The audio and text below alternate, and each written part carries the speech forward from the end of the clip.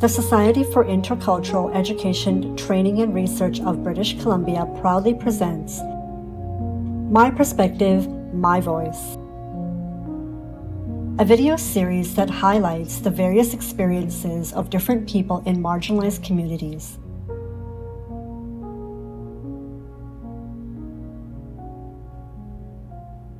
Hello, my name is Jimmy. I am of mixed ancestry.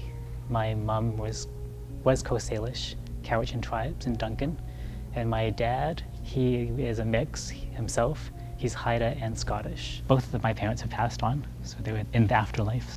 I currently work at Vancouver Community College as an Indigenous Engagement Advisor. So I assist students with the process of applying to college, post-secondary, helping them with what program to apply to, making sure it matches what they're wanting to do in life, and finding funding for them. So that's something that I've come to realize is kind of my calling. I myself recently graduated from Langara College, and I'm actually going to be starting at Royal Roads University in December in the Master of Arts in Leadership. So I'm excited for that. So that's a little bit about myself. I'm going to talk to you about my experience as an Indigenous person in BC specifically, just my personal experience. It's a little different than most Indigenous people's experiences because of my mixed ancestry. It was challenging. There was a lot of racism in school. But then as I got older, that racism actually converted it. An added level to it was discrimination because I was shy, quiet, and my best friend was a female. So that leads to most kids saying, oh, you're gay, or they'll use the F word. I had a double whammy of both Indigenous and being seen as a gay person. So I've never questioned my sexuality. I always knew I was gay. And something that I just discovered. That's who I am.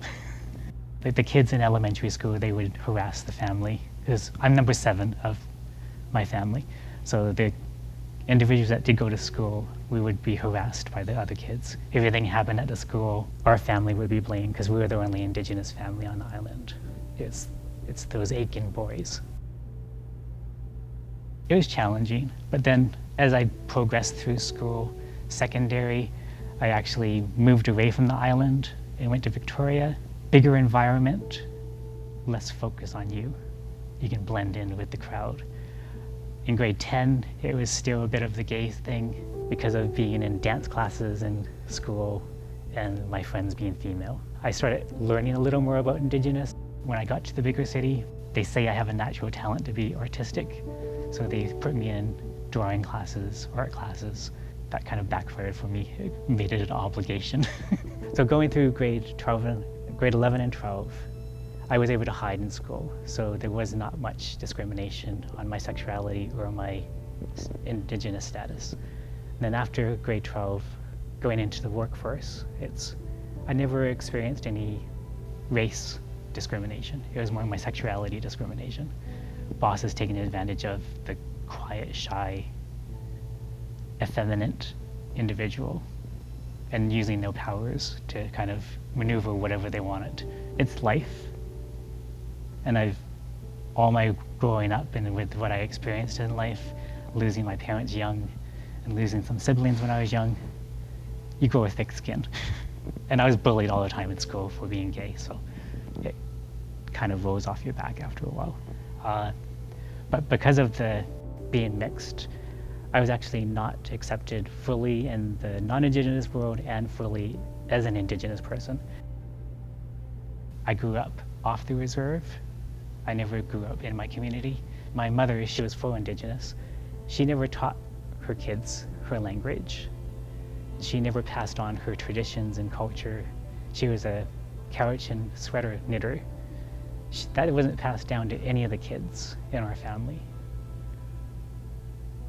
Which is sad, because I did lose her when I was 4 years old, so I didn't have that opportunity to actually engage with her that way. But the language was gone and the culture was gone because I was brought up by my dad, who is Scottish and Haida, but he more identified as Scottish.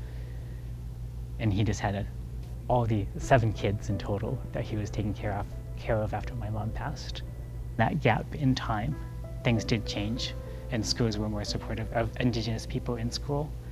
And they did, for me, accommodate me by knowing I had lost my mom young. There was another student coming into our school from a different community. She was non-Indigenous, but she was young, my grade. She had lost her mom, so they thought they'd pair us up. And she ended up being my best friend, and she still is. And that's who I went through my elementary school years with. They did do their best to make their experience good, but there was always the racism. Like in school, it was being gay. Out of school, in the general community on the island, we were the bad Indigenous kids. As I told you, I lost my mom when I was 4 years old, and my dad took over the family of 7 kids. He passed away when I was 10. So the illness was put onto our eldest brother, who was probably around 25, 26 at the time, to actually have guardianship of all his siblings. But also for the Ministry of Children and Families, that was huge, not to separate us as kids, because we know that in society today, that's a huge problem with Indigenous families having their kids removed and being brought up in non-Indigenous. So my brother took on the responsibility of raising all of us. It was more focused on the 2 youngest because we were still in school. He made sure that we knew it was a priority to be in school and to finish school. Thinking back on my childhood, he did act as a role model, taking care of all of us and working multiple jobs to get us through, making sure that we had a consistency in life, having dinner on the table at a certain hour, all those things that most people take for granted, those were there for us. And I think that's what brought me to where I am today as an individual. We're not all the same. I identify as Coast Salish, Cowichan tribes. That's my group. But that's not the same as other Coast Salish groups. Like in Vancouver, we're on Musqueam, Tsleil-Waututh, and Squamish territories. They're all different, but they're all lumped into the Coast Salish group. But they have their own traditions, their own cultures that they practice. Because I live in an urban environment, there's a lot of nations that live in Vancouver, and they would come all across Canada.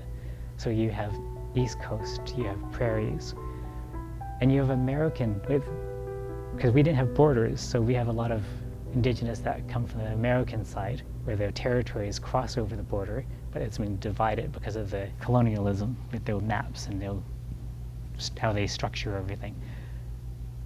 We're all different, and that's a huge thing that they lump in powwows, they lump in dream catchers, they lump in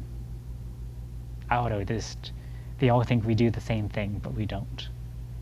Smudging isn't the same. Like smudging is a back east thing. Here we do cedar brushing. That's a West Coast thing. But it's a challenge because they just want to lump us all into one group. And that's one thing that I think society needs to learn, is that it's a huge diverse wealth of enrichment that can be had as long as they see it and they don't see just one homogenized view of it.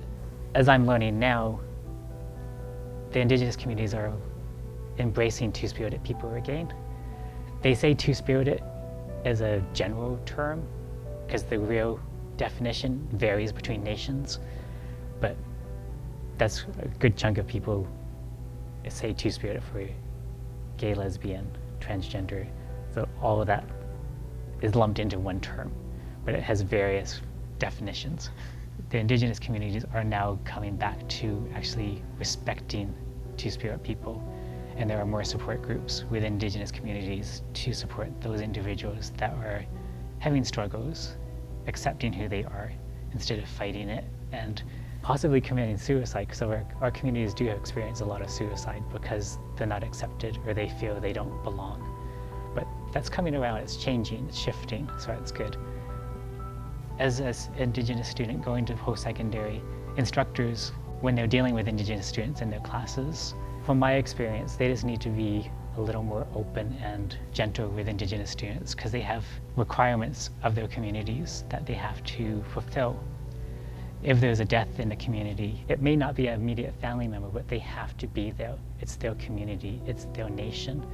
So just being flexible, giving them the extra work that they need to do, and being open to them being not in class, but touching base with them, because it's a different experience for an Indigenous person to lose someone within their community, because it's very tight-knit, and our communities are getting smaller and smaller, and our elders are going, and they're our knowledge keepers and our language keepers. You have to show your respect and be there for these ceremonies, and it puts you in the place, in the community. Like it tells the community who you are and how you participate. Things are experienced differently for Indigenous students. Like even just gathering season, like the different changes in the season. There's winter ceremony, summer ceremony. There's a time to harvest, and it's part of their culture. It's regaining who they are, their identity. It's a whole journey for them, and they're learning they're trying to learn the specifics of their nations in a post-secondary institution, which is awesome because they're furthering their education, but they're also learning about themselves. And that's important because moving forward in life, those are their growing years. And as a mature student, I'd already done all of that. Identifying as gay was a priority for me because it was a whole gay movement, being accepted, equality, gay marriage. Now, going to post-secondary, I'm more identified with the Indigenous side because I see the movement and the importance of having our community members accept and know that education is a good thing, and to move forward in the world, we do need it. Parents of these kids that are coming to school, they need to be on the same page as their kids. Know and embrace the importance, even though they may have gone through residential school, or there's a history of residential school in their family, because it gets passed on. So we need to slowly break that down and heal. Find those places in your communities where you're safe. Surround yourself with those people, and surround yourself there's a lot of allies out there. So that's a huge change, and it's more visible where these spaces are. They have signage about it. And just know, being who you are and truly embracing that, that's not wrong. You're not put on this world to feel shame. You're put here to brighten up everything, shine your light, and these individuals have so much to give.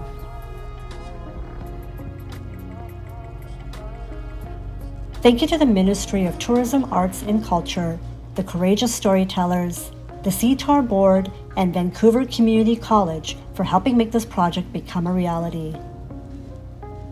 Curated by Anu Pala and Tanya Cowie, filmed and edited by Tejita Gupta.